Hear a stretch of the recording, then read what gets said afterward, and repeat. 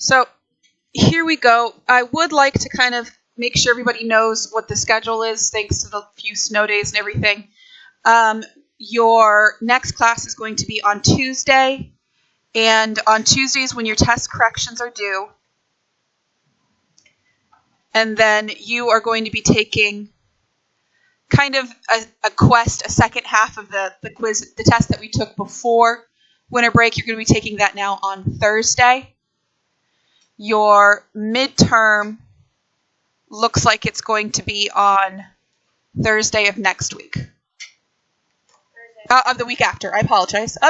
All of a sudden, the look of fear and loathing came in your eyes. All right, so on with these problems here.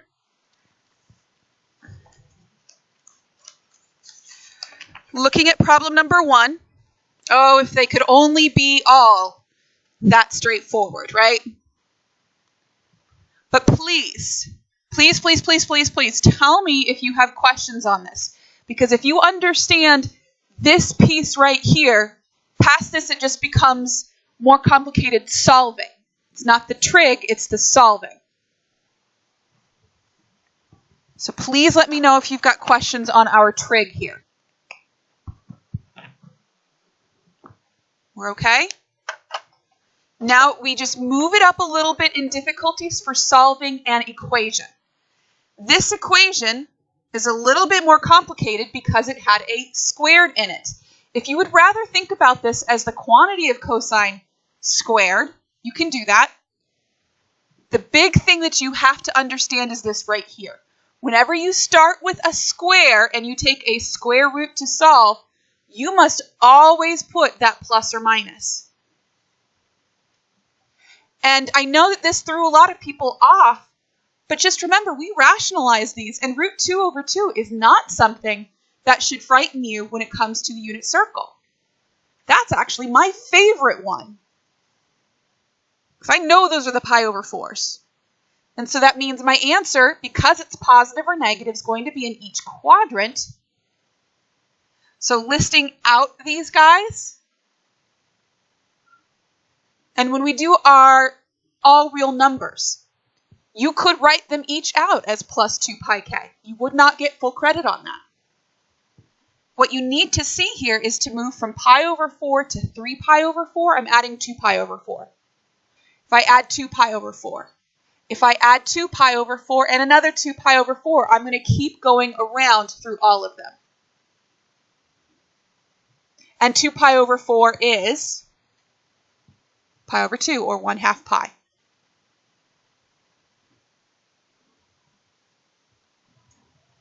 So the big one on this problem focused on our trig, making sure you understand the basic idea. Now we're moving up into slightly more complicated solving. Remember, when you have something squared and you solve by taking the square root, you always have a plus or minus. And you should always check to see if there's a shorter way to write out each and every one. Okay? 3 was the most complicated of them all. And that's because if you noticed with 3, and I honestly didn't notice the first time I did this. I was like, oh my gosh, it's not factoring. This is a sine squared. This is a cosine. If you have a squared and a not squared in the same problem, the only way to do that is if they're the same thing, so that I can factor it. I cannot rewrite cosine, but I can rewrite sine. So rewriting sine as 1 minus cosine squared, distributing the 2, and then kind of combining like terms, getting everything together. Once you combine like terms, now this is something that will factor. -2 times -1 is positive 2. 2 and 1 are my numbers that I'll add to give me 3. Rewrite, factor by grouping. And when you factor by grouping, you set each of your factors using your zero product property. If they multiply to give me 0, either one of them or both of them are equal to 0. And since to go from pi over 3 to 5 pi over 3 is 4 pi over 3, and that's not going to get me the next one, I have to write these as separate.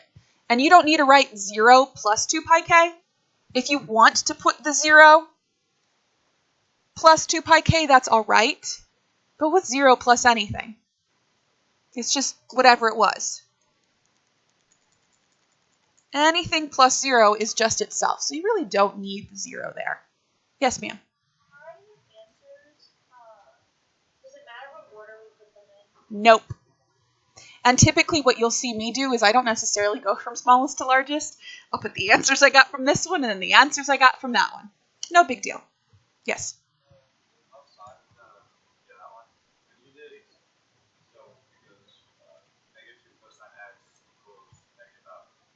So when I pull out the negative 2 cosine, I will have cosine, pull out the negative 2 here, minus 1. And then when I look at these two, the GCF there is just the 1. And when I pull it down, I get the same thing. It's okay.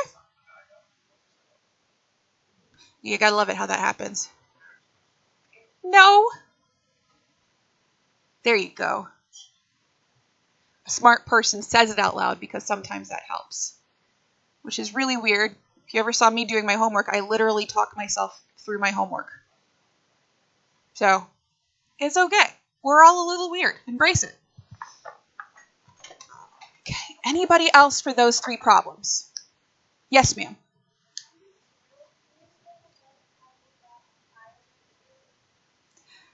To get from pi over 4 to 3 pi over 4, what do you have to do? 1 plus what equals 3? So if I added 2 pi over 4, I got here, right? If I add 2 pi over 4, I get here. If I add 2 pi over 4, I get here, and it will continue all the way around. What is 2 pi over 4? Okay. All right, so what we're going to be doing now is I'm going to give you a little bit of time. I've got some classwork for you to practice on.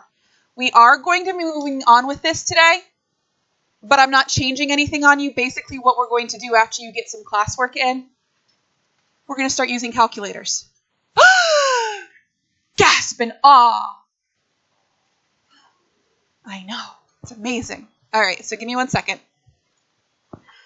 So what we're looking at here is this is the same, again, concept of when we were doing the unit circle. It's just now they're not going to be 30, 45, 60-degree angles. What happens if I'm over here and I want to go this way? What am I going to do? Right, instead of thinking about 0, I'm going to be subtracting 360. So that angle will be 360 minus whatever is in your first quadrant. Nothing is changing. Nothing is changing in the how anything is calculated. The only thing that's changing is rather than using unit circle angles, those nice ones, we're going to have weird stuff like, ooh, 18.932 or 69.847. And it's nicer because you don't have to remember anything about the unit circle. You just need to know that's 180, that's 0, or 360. Moving that way is subtracting. Moving this way is addition. So what the heck is this crazy woman talking about? Write down problem number 1 for me. And we'll talk about that last little piece in just a second.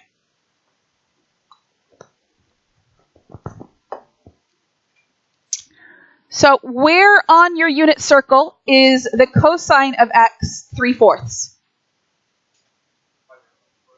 Okay, it's on, nope, not even in quad, well, yep, it's in quadrant 1. But yeah, it's almost 1, and pi is 3 pi, is 3.14.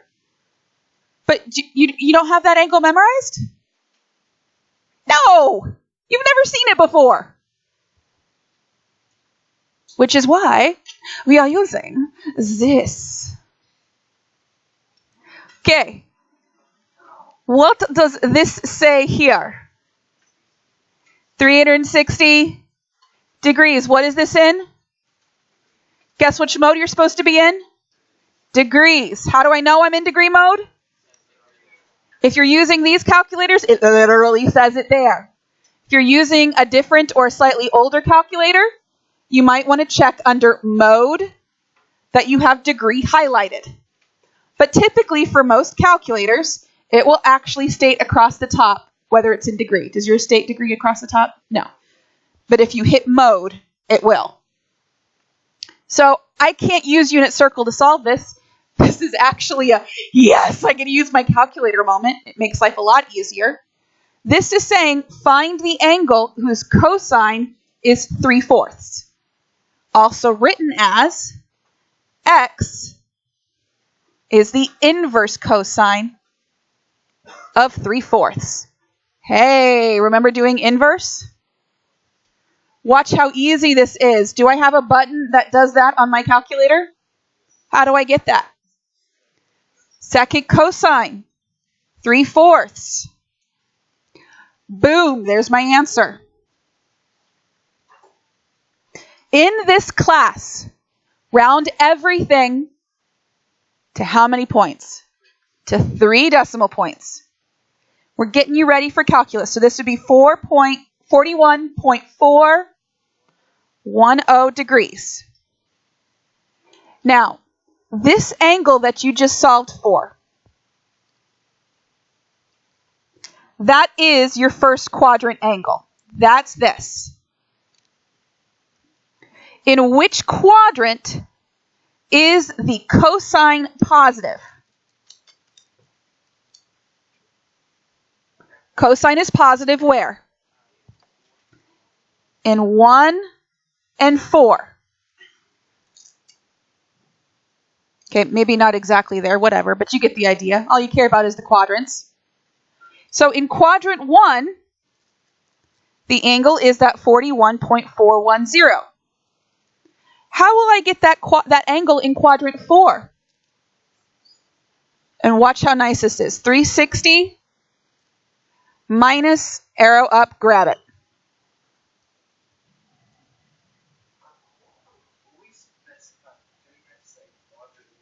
No.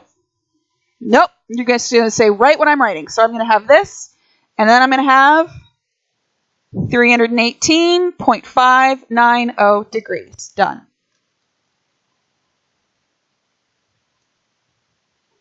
What I want you to see here is that really what we're doing is we're still getting practice on that old stuff.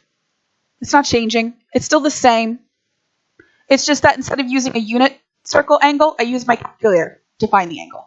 It is literally the only difference we're doing here. Bless you. Now go ahead and write down number 2 for me.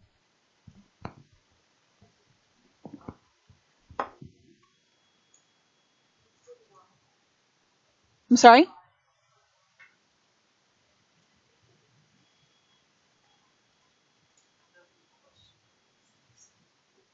Okay, you're just special. All right. This is saying for which angle is the tangent negative 7/5. Stop. Put your pencils down, look up, and listen. If you are using a calculator, make sure you are in degree mode and only use the plus sign. What that means is what's going to go into my calculator is x equals the inverse tangent of 7/5, not negative.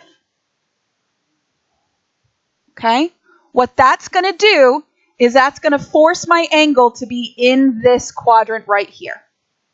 Otherwise, weird stuff can sometimes happen. And I'm going to use this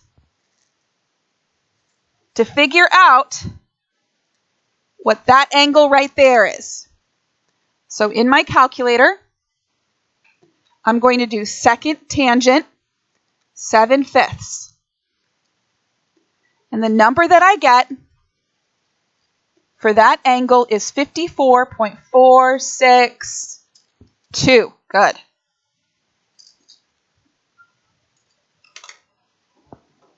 Everybody okay on what I've just done? So you understand that what went into the calculator was just a positive number. Don't use a negative. And the reason why is now I need to think what quadrants have a negative tangent. 2, and 4. Remember, these guys here are all that 54.462. So how do I get this angle here? So this is 180 minus that guy.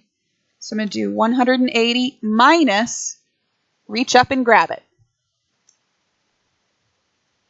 What do you get?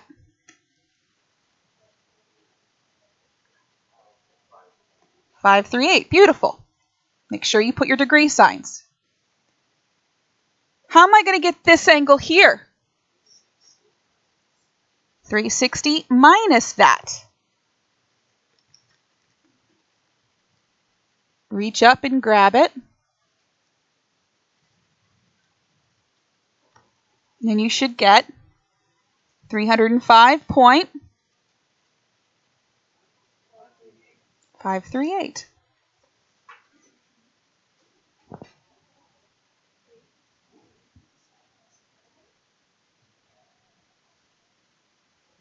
Any questions on what I'm talking about here? It's really the same thing that we had been doing with unit circle. It's just that a lot of you guys have gotten to the point where, like I said, with the unit circle, you've got them memorized. I never really memorize them. So no matter what, I always just use the first quadrant. And I use this idea of rules of moving to the different quadrants, the reference angles. So I don't have to change my train of thought at all. If you had done them all memorized, that's great. You just want to make sure that you kind of remember where that came from. All right, so all we're going to do is slightly harder solves. Solves, solutions. Notice here, we're still going from that 0 to 360. We're not talking about the whole circle yet, just 0 to 360.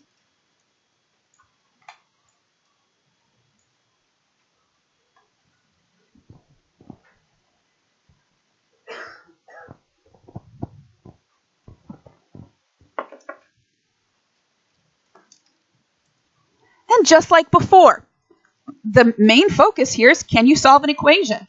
And if you don't like the way it's written here, you can still think about that as 8x plus 3 is 5x plus 5. How would you solve that? I would move the 5x over, and I would move the 3 over. That way, I'd have 3x equals 2. But it's not really x, is it? It really is 3 times the cosine. Oh, actually, I'm not done. I could have just done one more step before putting that cosine in. So it means x is 2/3. Or really, the cosine of x is 2/3.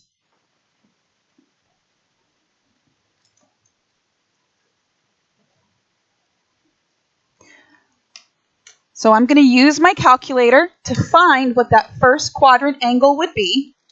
And you can even, if you want to take that step, you can call that something else just to make sure that you know what you're talking about. My reference angle here is going to be the inverse cosine of 2/3. So that angle is 48.190. Good. And I think, what quadrant has a positive cosine? 4 and that 1, right? So that means I have the 48.190 degrees. How am I going to find the fourth quadrant angle? Subtract it from 360. So I have 311.810 degrees.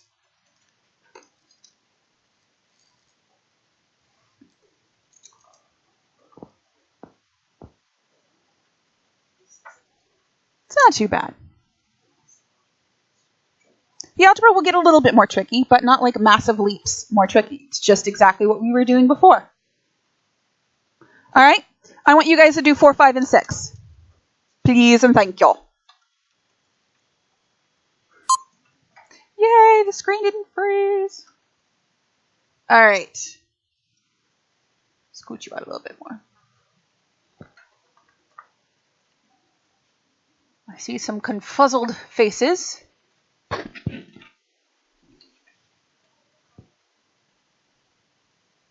First thing I want you guys to notice, what I did for each of those problems, what I solved in the calculator was just the positive for 5 and 6.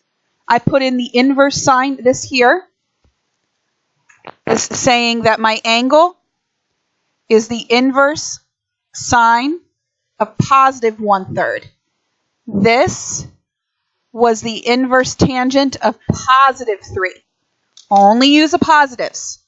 Otherwise, you get messed up when it comes to which quadrant are you in. So if our decimals, like our last 3 decimals are different than the decimal, oh no.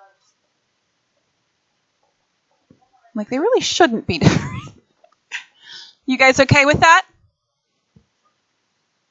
Questions on those? All right, just a little bit trickier. What do you see in number 7 that might make this trickier?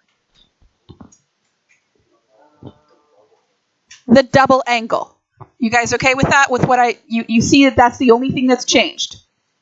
All right, so what I'm going to do when I have a double angle is I'm going to look at what this stuff is, and I'm just going to pretend that that is theta. I'm replacing my 2x with a theta. Yes, ma'am. Okay.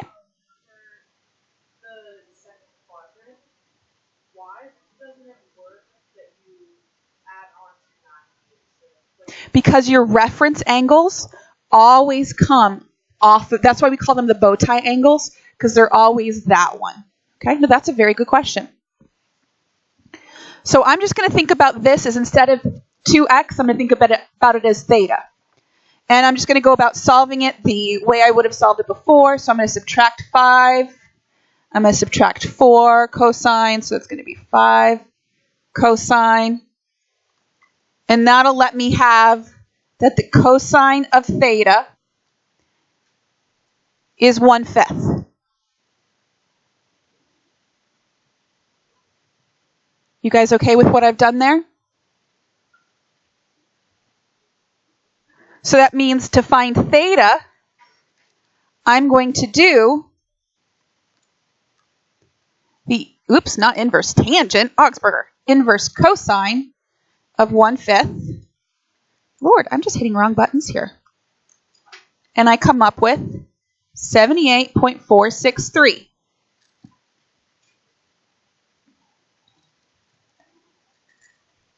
And for this problem, cosine,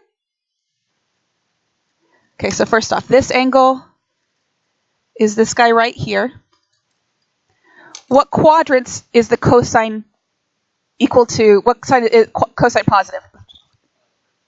First and fourth. So we're looking at this one and that one. So that means I've got that theta is 78.463 degrees. And how am I going to find this one? Subtract that from 360.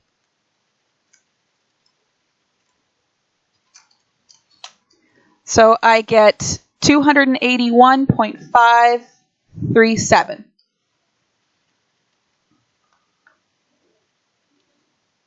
Okay? That's the theta. But this is a double angle. Remember when we did double angles before? Could we go straight to all of the angles in the circle? Or what did we have to do?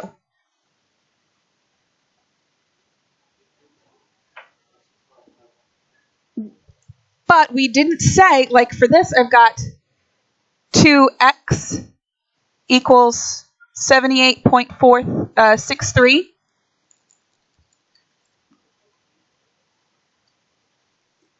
And 2x is 281.537. But remember, we couldn't just do this. We had to think about all of them. Remember doing this? Now, when we had a double angle, if I didn't want to have to convert this into use my double angle formulas I had to do this. Then, when I said, okay, I'm going to take just half of this, I ended up with x being equal to, I still have that in my calculator, so that divided by 2, 39.232 degrees, plus what? 180, okay? And from this one, take that guy, divide it by 2. Now I have 140 degrees. Well, 140. I keep wanting to do that for some reason. I don't know why. 140.768 degrees plus 180K. So those would be my all of the angles total.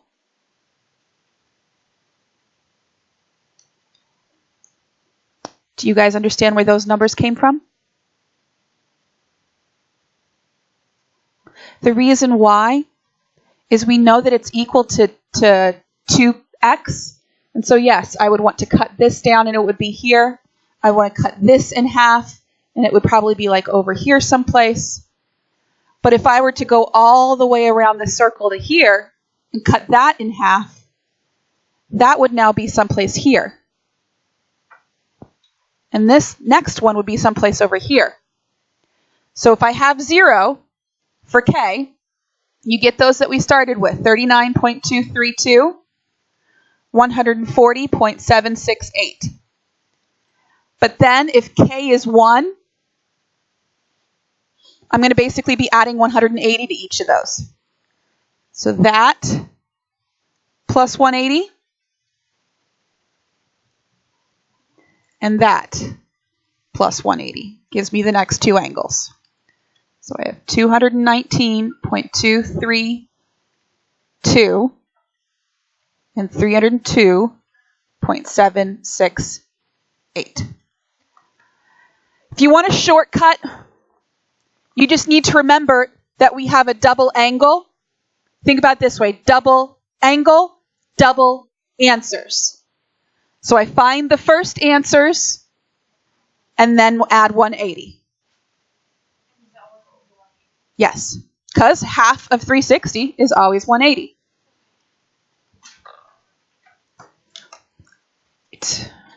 Yes, ma'am.